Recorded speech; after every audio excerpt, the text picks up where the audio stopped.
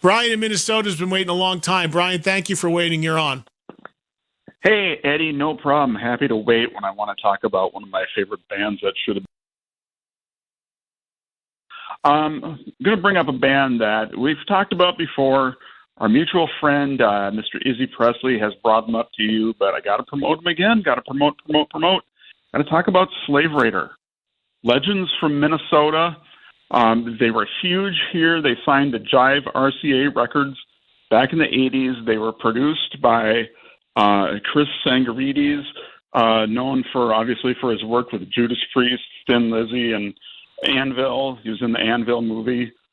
They had a lot going for them at the time. They packed crowds here in Minnesota, but they just quite didn't get over the hump. And I never understood why, because last year there was a fan-driven event not put on by the band here locally called Raider Fest, sold out a 500-capacity club in central Minnesota, and that encouraged the band to get together and do a reunion concert just about a month ago, and they had over 1,000 people at a place called the Medina Ballroom here in Minnesota, and they're just huge. They're legends. I don't know why they weren't bigger.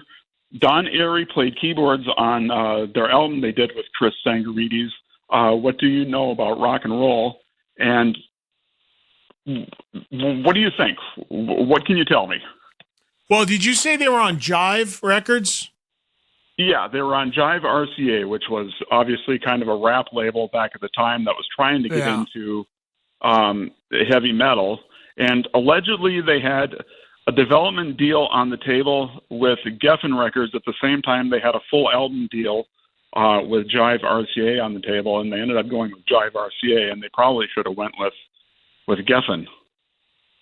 Yeah, I'll tell you, Brian, I mean, it's so, there's so many variables, but the reason why I asked about the label is because, and that's why when Black and Blue came up earlier on the other side of this conversation, that's what makes things really weird, because Black and Blue had all the things in place. They had Geffen Records, which was the hot label for that. But labels like RCA and Jive, and which was a subsidiary, and MCA and all of that, back in those days, they were trying to get into the hard rock business because it was hot and it was selling and all that, but they weren't necessarily set up for it. And I think, there could be something to that. Now, I'll tell you, because of you and Izzy, this band I'm aware of, but I wouldn't have even been aware of them if it wasn't for you guys hitting me with them. And that says a lot right there. That speaks volumes, because I've been in the business forever and I know all these bands, and nobody ever worked me on them. So they were completely not worked in a national level. Well, I'm going to work you just a little bit more here before I hang up really quick. Expounding on their Thin Lizzy and connection via the producer, Chris, I think his name is Tsangarides, is it pronounced? Yeah. But he did their album in 1988, What Do You Know About Rock and Roll? If you get a chance, check out either that title track, What Do You Know About Rock and Roll, or they did cover a Thin Lizzy song on that same album called, they did the song Jailbreak, and it's a phenomenal cover.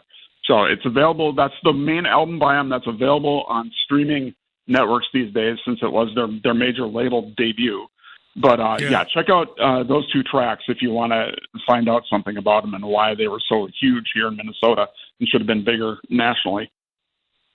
Thank you, Brian. Appreciate it.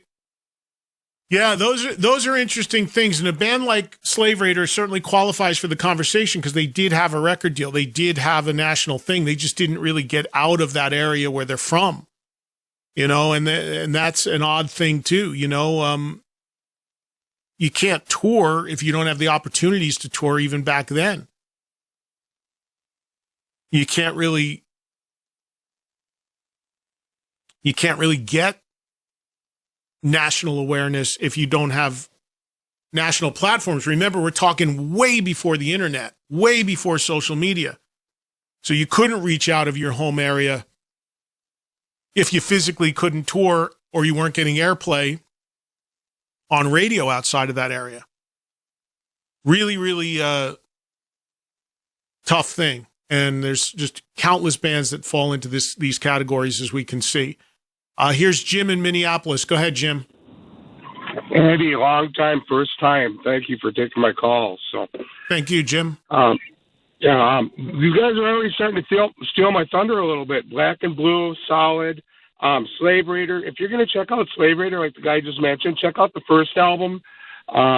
It's as good as it gets. It's solid. But great band, should have been bigger. They had a song on the License to Drive soundtrack with the Corys on it. I did call to talk about Armored Saint. First 3 albums, as good as it gets. And they had a revolving guitarist, but they still might be one of those rarity heads that you talk about or bring up every once in a while, being an all-original band. So 40-some years, they're still all-original. I caught him. Well, one of the guys, one of them passed away, though. I think it was Dave Pritchard. One of them passed away. Dave Pritchard, great guitarist, one of my biggest influences, guy that ever, made me want to pick up a guitar. But as good as it gets. I caught him with Wasp these last couple times around. More than half the crowd was in Armored Saint shirts. So it kind of gives you an idea of just their following, but they should have been bigger. But yeah, just a great band. But I'll leave you with one more. You should probably, maybe even for the Canadian Roundtable, which I've never even heard you mention on the show, would be Killer Dwarfs. That Dirty Weapons album, great album, start to back, not a bad song on it. But that's just my take for today. Ed, thank you for taking my call. Thank you. Appreciate it, Jim. And yeah, that Killer Dwarfs have come up before. We've mentioned them. And I mean, they've not come up too much on the Canadian roundtables, but they've come up on bands that should have been huge in the past.